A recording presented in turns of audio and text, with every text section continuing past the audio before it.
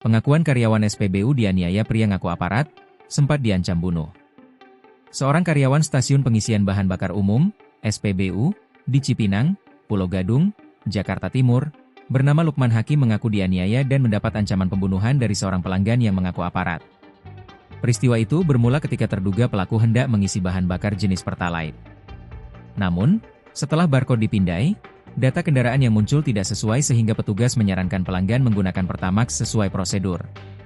Alih-alih mengikuti arahan petugas, pelanggan tersebut justru marah dan mengaku mobil yang digunakannya milik seorang jenderal.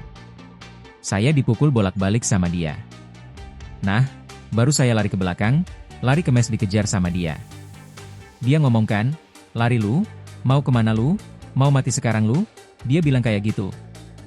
Nah, enggak lama saya lari ngibrit ke sana-sana, ke belakang mes deh dikejar terus, ucap Lukman saat ditemui di tempat kerjanya, Senin, 23 Februari 2026.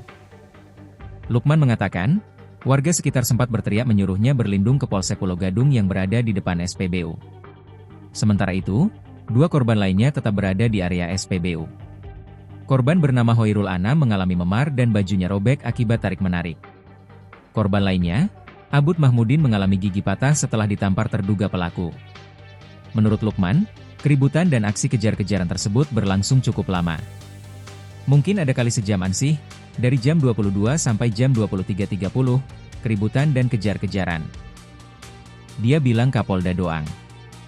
Nah kan kita kan mau ngelawan juga mikirnya jenderal kan. Ya takutnya bawa senpi atau apa, kita tetap jaga-jaga, katanya. Kalau dari oknum polisi, pelaku, dia bilang sendiri sih.